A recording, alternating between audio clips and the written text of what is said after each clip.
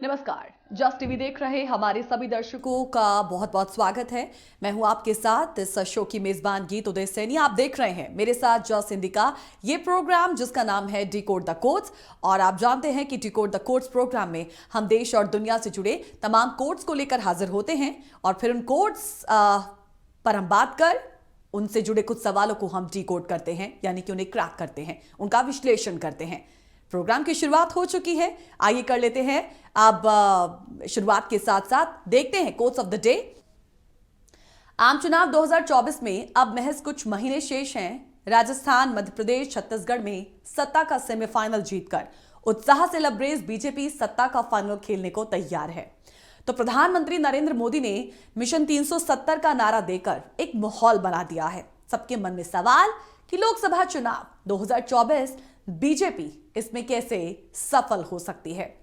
दरअसल लोकसभा में राष्ट्रपति द्रौपदी मुर्मू के बजट अभिभाषण पर धन्यवाद प्रस्ताव के जवाब में पीएम नरेंद्र मोदी ने मिशन 370 का खुलासा किया।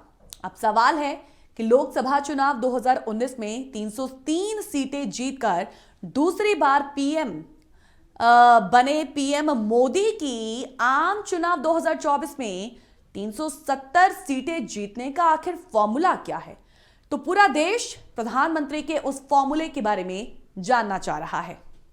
प्रधानमंत्री मोदी ने लोकसभा में दिए बयान में कहा था कि उनकी पार्टी लोकसभा चुनाव 2024 में अकेले 370 सीटें जीतेगी, जबकि एनडीए के 400 से अधिक सीटें जीतने की गारंटी दी थी। अब पीएम मोदी के 370 सीट जीतने की गारंटी को अमली जामा पहनाने के लिए पार्टी को लोकसभा चुनाव 2019 में जीते 303 सीटों में 67 सीटों को जोड़ना है, जो टेढ़ी खीर भी साबित हो सकती है।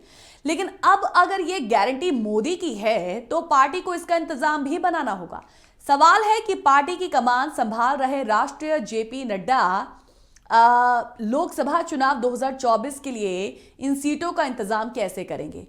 हालांकि बीजेपी के खिलाफ गठित बीजेपी दलों का गठबंधन इंडिया अलायंस की चुनाव से पहले जैसी हालत दिख रही है, उससे यह करिश्मा भी नामुमकिन नहीं कहा जा सकता। आप देखें कि पिछले दिनों हुए विधानसभा चुनाव में उत्तर भारत के 3 राज्यों में मिली शानदार जीत ने भी पीएम मोदी का भरोसा बढ़ाया। एमपी, राजस्थान, छत्तीसगढ़ में बीजेपी की सरकार बन गई, जहां लोकसभा की 65 सीटें पड़ती हैं। अब पिछले चुनावों में कांग्रेस ने इन तीनों राज्यों में 61 सीटें जीती। वो जीत तब मिली जब तीनों राज्यों में विधानसभा चुनावों में बीजेपी हार गई। अगर बीजेपी 2024 आम चुनाव में 370 सीटें जीत लेती है तो वो 1984 में राजीव गांधी और 1957 में नेहरू के बाद ऐसी प्रचंड जीत हासिल करने वाले मोदी तीसरे प्रधानमंत्री होंगे। हालांकि 370 सीटों पर जीत का लक्ष्य वाकई एक बड़ी चुनौती है। कुछ सवाल हैं, आइए उन सवालों को आपके समक्ष रखते हैं। पहला सवाल यह है कि दक्षिण भारत में सबसे पहले परफॉर्मेंस को सुधारना, लेकिन क्या यह वाकई आसान है। बीजेपी के सामने कौन सी अहम चुनौतियां, 370 सीटों के लिए इंतजाम किस तरीके से किया जाएगा, बीजेपी कैसे करेगी इस टारगेट को अचीव। अब दक्षिण भारत की बात हो तो वहां पर इसे परफॉर्मेंस को सुधारना है, लेकिन क्या इस परफॉर्मेंस को सुधारना इतना आसान होगा। उत्तर भारत में क्या बीजेपी पिछला रिकॉर्ड दोहरा पाएगी। आइए इन सवालों को भी हम डिकोड करते हैं। तो सबसे पहले हम दक्षिण भारत की बात कर लेते हैं। देखिए, राजनीतिक आरोपों प्रत्यारोपों के बीच सबसे बड़ा सवाल यह है कि बीजेपी कैसे 303 में 67 सीटें जोड़कर इसे 370 तक पहुंचाएगी। जाहिर है इसके लिए बीजेपी को नए क्षेत्र तलाशने होंगे, जो बहुत आसान नहीं। बीजेपी को दक्षिण राज्यों मसलन आंध्र प्रदेश, तमिलनाडु और केरल में सीट जीतनी होगी। पिछले चुनाव में बीजेपी ने तेलंगाना में 4 सीटें जीती और तमिलनाडु और केरल में बीजेपी को खाता खोलकर 2024 चुनाव में 370 का आंकड़ा जो है वो पा सकती है। अब 2 चुनौतियां हैं, अंत में आपको बताएंगे कि पीएम नरेंद्र मोदी के इस टारगेट और बीजेपी के कॉन्फिडेंस पर, क्योंकि विपक्ष कहता है कि ये तो मुंगेरी लाल के हसीन सपने जैसा है, लेकिन बीजेपी को कॉन्फिडेंस है कि विपक्ष तो टूटे मन से काम कर रहा है, ऐसे में वो कहां रोक पाएगा हमें। लेकिन बीजेपी के सामने भी 2 अहम चुनौतियां।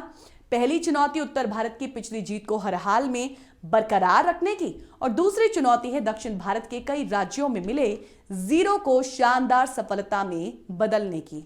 अब उत्तर भारत में बीजेपी ने दोहराया है अगर पिछला रिकॉर्ड दोहराती है तो कुल मिलाकर ये जो 370 सीटों का जो लक्ष्य है उसको वहां तक पहुंचने में आसानी होगी, लेकिन इसके साथ साथ दक्षिण भारत का दिल भी उन्हें जीतना होगा। तो उसके लिए ये जो विजय है वो बहुत ज्यादा जरूरी होगी।